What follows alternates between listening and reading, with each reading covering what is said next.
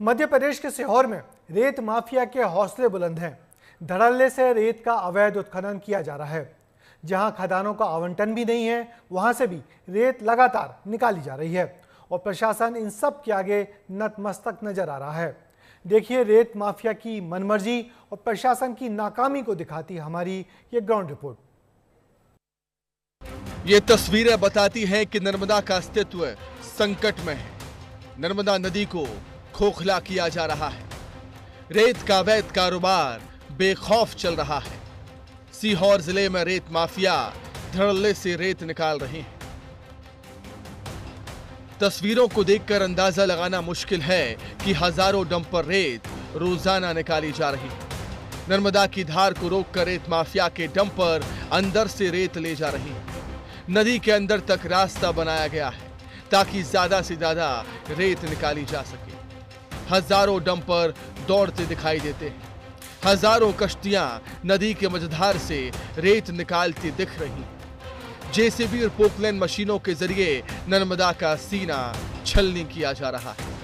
कई पनडुब्बियां नर्मदा की कोख से रेत निकाल रही हैं। हजारों मजदूर इस काम को अंजाम दे रहे हैं। नर्मदा रहम की भीख मांग रही है, लेकिन ये आवाज ना तो रेत माफिया सुनना चाहते हैं और ना ही प्रशासन के कानों तक नर्मदा की पुकार पहुंच रही है। यहां कवरेज करना आसान नहीं है। रेत माफिया के गुर्गों की नजर हर तरफ रहती है। हमारे संवाददाता ने सूझबूझ के साथ नदी के अंदर पहुंचकर पूरी तस्वीरें कैद की है।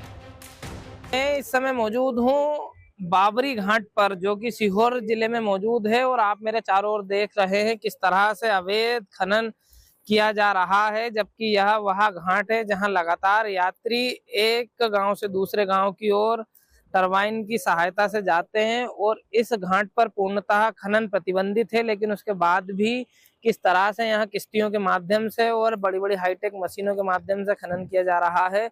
आप देख सकते हैं मेरे चारों ओर यह अवैध खनन का खेल रेत माफिया लगातार प्रशासनिक सांठगांठ और प्रशासन के नाक के नीचे कर रहे हैं, लेकिन प्रशासन इस ओर मुखदर्शक बना हुआ है। नर्मदा के कई घाटों का धार्मिक महत्व है। ये आस्था के केंद्र है। यहाँ नियमों के तहत रेत खदानों का आवंटन नहीं किया जाता, लेकिन रेत माफिया नियमों की परवाह किए बगैर धड़ल्ले से खदानें चला रही हैं। श्रद्धालुओं की आस्था से खिलवाड़ कर रहे हैं, उनकी जान को खतरे में डाल रहे हैं। तेज रफ्तार दौड़ते डंपर भी मुसीबत बन रहे हैं। लोग मांग करते हैं ये बंद हो, लेकिन सुनने वाला कोई नहीं। ये छिदगांव काची मुर्दा घाट पे ये रेत खनन रेत माफियों ने ये रेत खनन का बहुत जोर तोर से चल रहा है और हम हमेशा यहाँ पर हादसा भी होते हैं। हमने आगे कार्रवाई भी की, लेकिन इसकी कोई प्रशासन ने सुनवाई नहीं की है और हमेशा यहाँ यही दिक्कत आती है। हर अमावस पूर्णिमा को बड़ी दिक्कत आती है स्नान करने वाले को, और यहाँ हादसा हर हमेशा होते रहते। ये रेत खदान के लिए अवैध के लिए ये खनन रोके जा है और इसमें बहुत अधिक खनन हो रहा है। पनडुब्बी चल रही है, जेबीसी चल रही है, पोकलिन चल रही है और ये रोका जाए अच्छी तरह से। डैम पर के विषय में यही है भैया कि यहाँ से डिलीवरी वाली जो भाई है उनकी गाड़ी आती है तो जहाँ जाम लगा रहता है, मतलब हिटने की जगह नहीं मिलती है, इधर भी ट्रक उधर भी ट्रक, ऐसे में मौत हो जाएगी किसी दिन है। हाँ यही बात है भैया।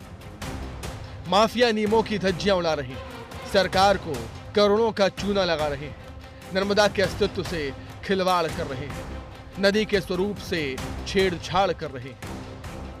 इतना सब कुछ हो रहा है, लेकिन ना तो खनिज विभाग सक्रिय नजर आता है और ना ही प्रशासन मैदान में दिखाई देता है। आरोप तो यही है कि इस पूरे खेल में प्रशासनिक अधिकारियों की भी मिली भगत है, जिसके चलते रेत माफिया मनमानी कर रही है। हालांकि जब हमने कलेक्टर से बात की तो उन्होंने कार्रवाई का भरोसा दिलाया। मैं निवेदन कर रहा हूँ, हमारे ग्राम छिदगांव काछी में उत्खनन चल रहा है, जिससे नहाने धोने की बड़ी दिक्कत हो रही है। हादसा भी होते हैं। नहाने के घाट पे बड़े बड़े गड्ढे कर दिए हैं, जहाँ पोकलेन चल रही है और जेसीबी भी चल रही है, पनडुब्बी भी चल रही है। तो मेरा निवेदन है प्रशासन से कि इन्हें रोके जाए। सीहोर जिले में नर्मदा नदी से अवैध रेत खनन हमेशा सरकार के लिए चुनौती रहा है, प्रशासन के लिए भी चुनौती रहा है, तो इससे निपटने के लिए आपकी क्या तैयारी रहने वाली है?